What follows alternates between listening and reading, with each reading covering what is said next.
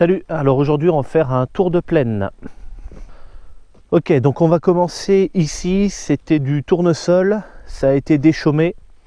En fait, si tu veux, ici et là, qui est en chaume de blé, il y a une toile d'araignée.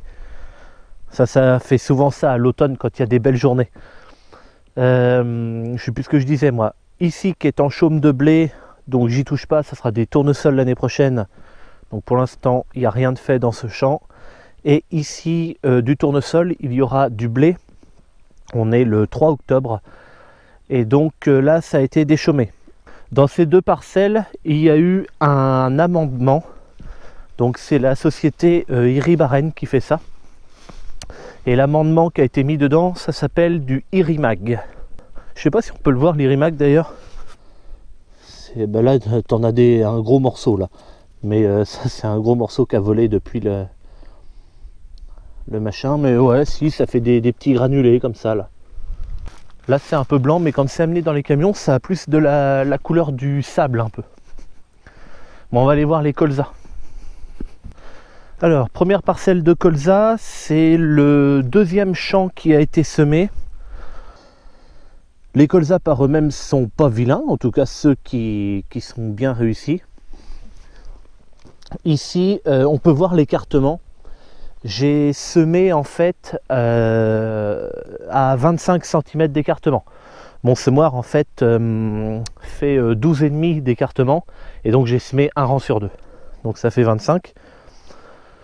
Et là, si tu veux, depuis qu'il a recommencé à pleuvoir, j'ai des petits colzas qui sortent. Donc comme celui-là par exemple. Et j'en ai même des encore plus petits qui sont en cotylédon.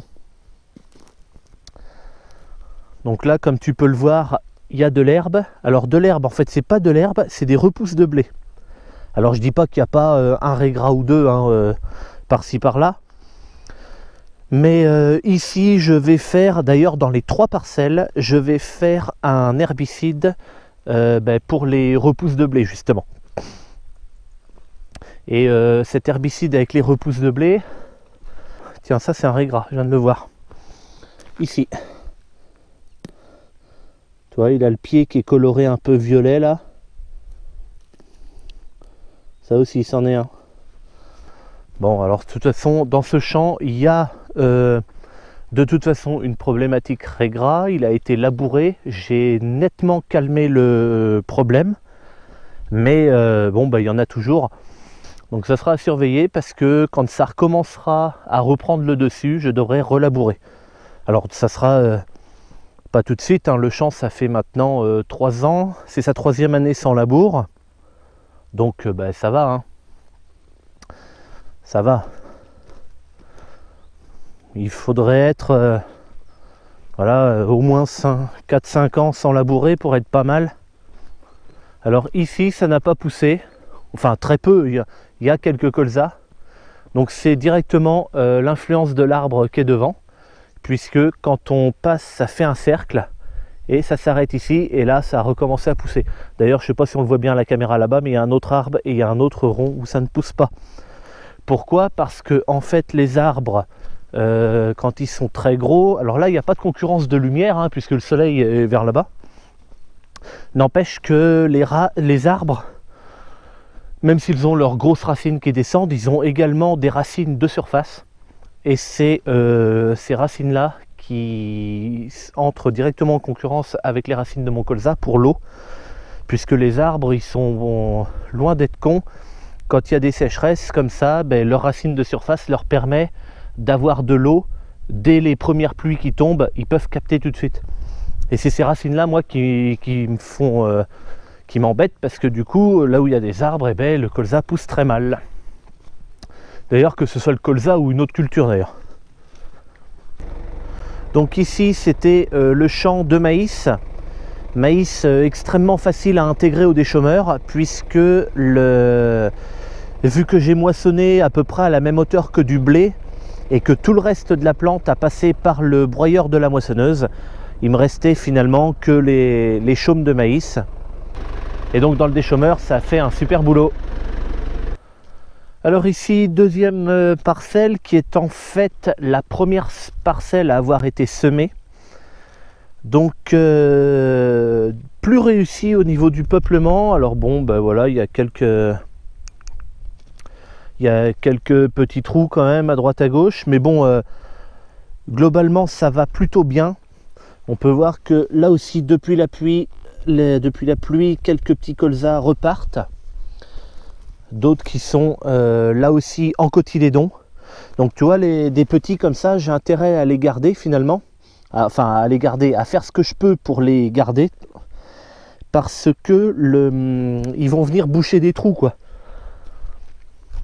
Ils vont venir boucher des trous. Regarde là, on en a encore le parfait exemple. Il y a des cotylédons là. Là, il y en a des tout petits ici. Donc ceux-là, il faut absolument les garder. Bon, ici le colza est plutôt réussi, hein. Il n'y a pas vraiment de problème ici. Donc il va y avoir un herbicide de fait dedans pour gérer et les quelques raies qui poussent et surtout en fait ce qu'il y a là-dedans, des repousses de blé que je dois détruire parce que les repousses de blé vont devenir concurrentes pour mon colza. Donc ça c'est quand même dommage. Alors je voulais te faire voir un truc aussi. Regarde ce colza, il est violet là. Et bien lui en fait,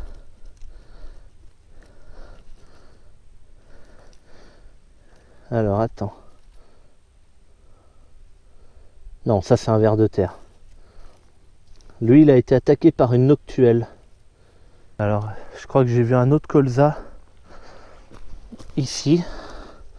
Ça serait bien d'en trouver une. Donc tu vois, les racines sont complètement mangées, hein. Le pied est bouffé tout simplement, hein.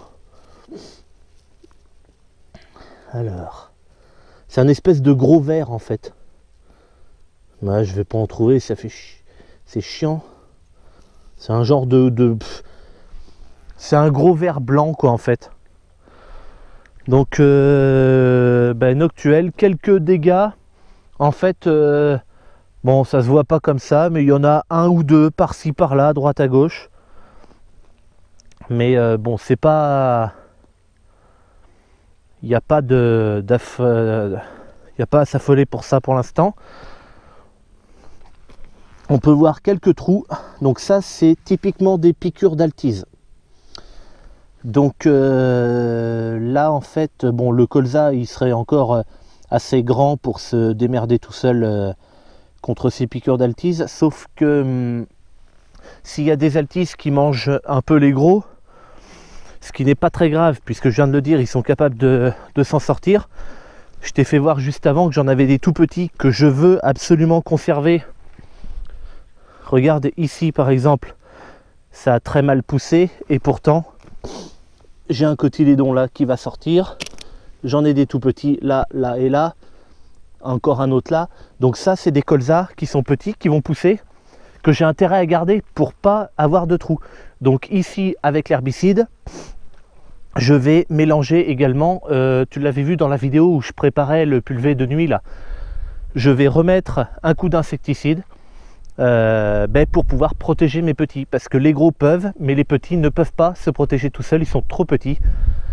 Et donc je vais refaire un insecticide dessus, mélangé avec l'herbicide. Ces deux produits, on peut les mélanger, puisqu'il y a des produits qu'on ne peut pas mélanger. Ça, il faut le savoir avant. Alors il y a un site internet, je ne sais plus comment il s'appelle, parce que je ne le consulte jamais, qui dit quel produit on peut mélanger ou pas. Mais après, moi, c'est le technicien qui me dit, ces deux produits, tu peux les mélanger ou tu ne peux pas. Ok, dernière parcelle de colza, c'est la dernière parcelle semée. Donc là, ils sont pas vilains du tout, ils sont même plutôt très beaux. Là aussi, des trous d'altise. C'est dans cette parcelle que j'ai fait le colza associé. Donc on peut voir par exemple cette plante là qui fait partie de l'association. On peut voir ça. Alors je vais la remettre au soleil. Ça c'est du fenugrec. C'est ça qui avait pour but de masquer l'odeur du colza. je suis malade moi, de masquer l'odeur du colza pour empêcher les altices de venir. Et donc au vu des trous dans les feuilles, on peut se dire, bah dis donc, ton fenugrec il marche pas beaucoup. Donc en fait le fenugrec ça marche surtout pour les petites altises, quand le colza est haut comme ça. Je n'ai pas fait l'insecticide d'ailleurs, ce premier insecticide dans ce champ, parce que le fenugrec avait largement rempli sa tâche. Alors le fenugrec c'est très bien, mais ça a aussi ses limites, hein. Notamment avec les grosses altises qui sont moins sensibles à l'odeur du fenugrec et donc qui viennent faire quelques trous dans les colzas. Là je m'aperçois que j'ai un tournesol qui pousse. Je vais l'enlever parce que de toute façon, et là il y en a un autre. Alors c'était du blé ici et donc le tournesol date de l'année d'encore avant. Des graines qui étaient restées dans le sol comme ça en attente et qui poussent maintenant. Quoi d'autre à dire? Bah tu vois, un trou ou deux là, bon je sais pas pourquoi. Alors par contre c'est des zones, on peut voir qu'il y a pas mal de chaume, c'était assez pailleux ici, je sais pas pourquoi.